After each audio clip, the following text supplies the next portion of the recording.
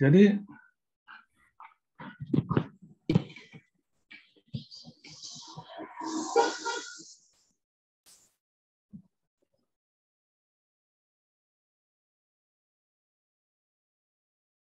kita katakan tadi bahwa galat itu perlu dikendalikan. Ada 3 teknik pengendalian galat. Pertama, teknik pengelompokan, kemudian teknik penanganan peta, dan analisis data.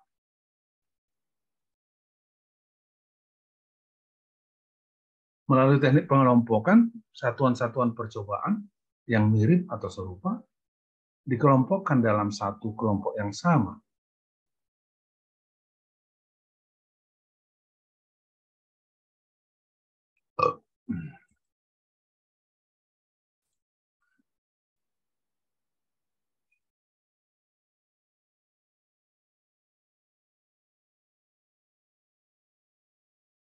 Dengan demikian,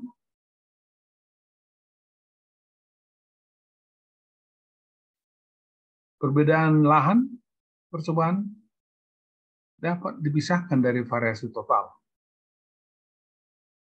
Variasi dalam lahan percobaan dapat dihitung dan sekaligus kemudian dapat dipisahkan dari variasi total.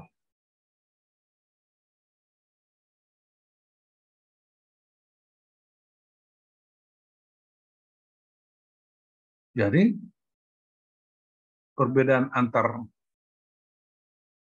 lahan ini telah terdefinisikan melalui pengelompokan ini. Kita katakan tadi bahwa seorang perancang percobaan, rancangan percobaan, seorang peneliti harus dapat memisahkan pengaruh perlakuan dengan pengaruh di luar perlakuan. Nah, melalui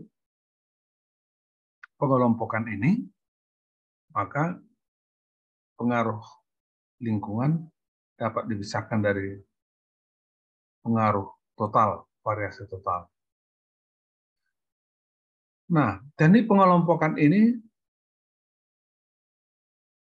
disebut juga rancangan percobaan.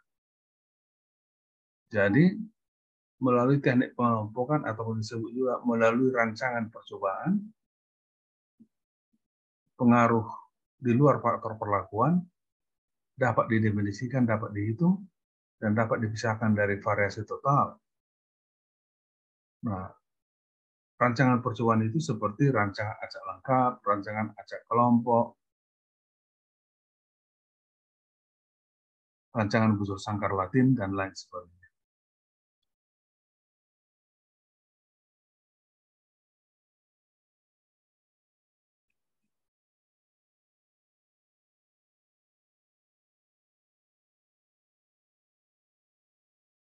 Nah, jadi pada rancangan acak kelompok itu dikelompokkan yang relatif homogen.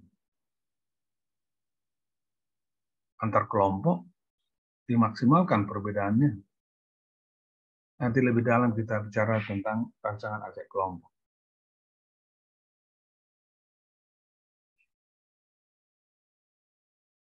Kemudian teknik yang kedua adalah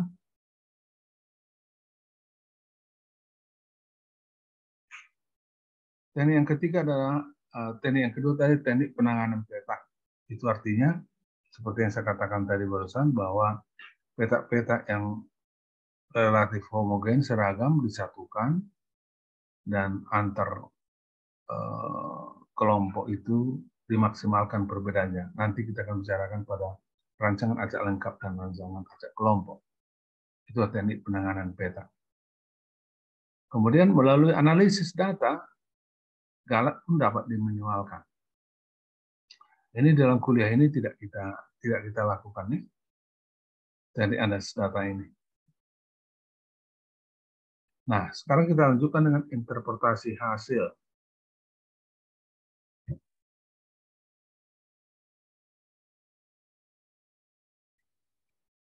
Ada hukum yang berlaku.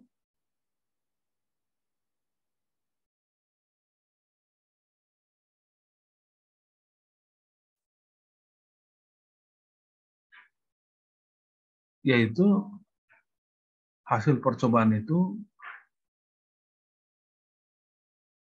diinterpretasikan dalam konteks waktu, musim, dan jenis lahan percobaan.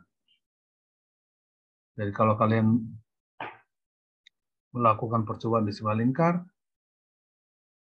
hasil percobaan itu harus diinterpretasikan dengan konteks waktu percobaan kalian, konteks musim percobaan kalian, dan konteks jenis lahan percobaan kalian, jenis tanah apa tanah itu.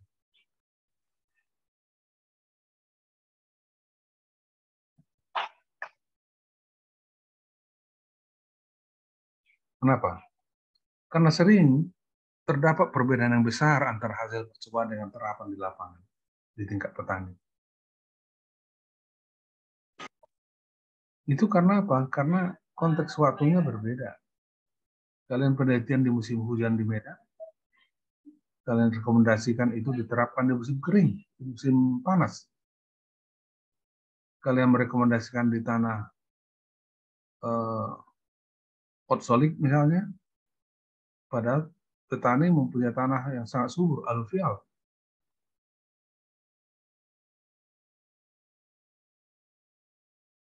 Begitu. Jadi perbedaan yang sangat besar antara hasil percobaan kalian dengan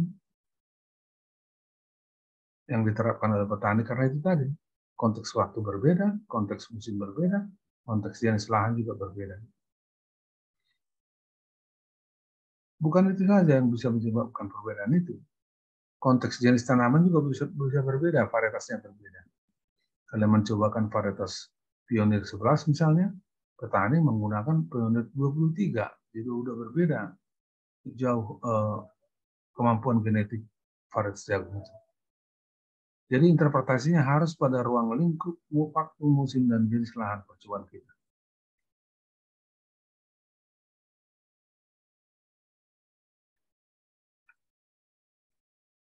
Baik, saya kira cukup pengantar dulu hari ini.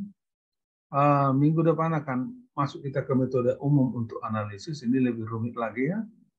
Nah, saya berharap semua sudah harus memprint, dan saya minggu depan akan mengecek satu persatu. Saya akan memprint dan saya akan menghargai orang yang telah memprintnya. Ada pertanyaan?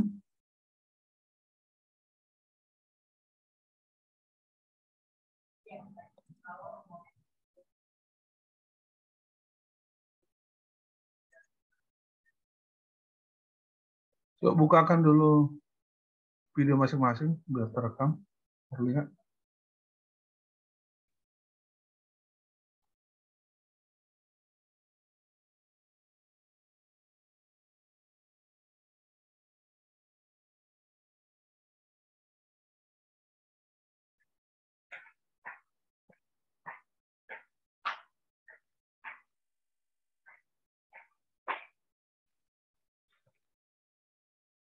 Robertus di mana Kak Robertus? Pakai masker. Robertus? Di rumah sakit, Pak. Kau sakit?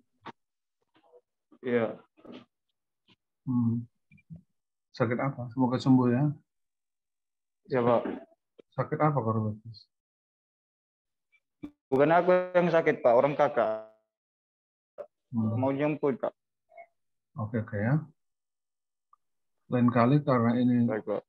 ini kuliah reguler, ya upayakanlah betul-betul kau ingin menghadiri kuliah ini. Baik, Pak. Peringatan yang sama juga kepada yang lain.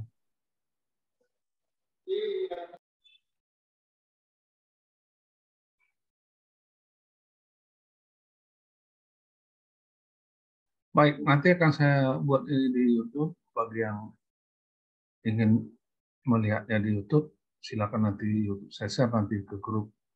Jadi berarti ada 3 video nanti di YouTube. Saya juga bingung kenapa YouTube menggunakan pembatasan waktu tadi. Saya nggak tahu apakah virus atau apa, tapi memang akhirnya kita terlempar keluar.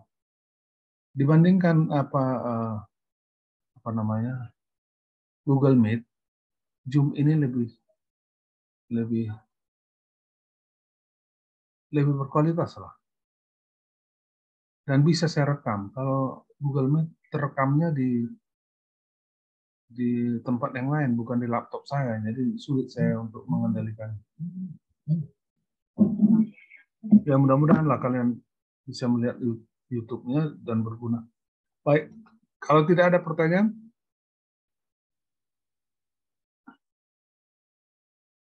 Jessica ada pertanyaanmu? Tidak ada. Kartika? Tidak ada, Pak. Baik, saya tutup ya. Terima kasih atas perhatian kalian. Terima kasih, Pak. Oke.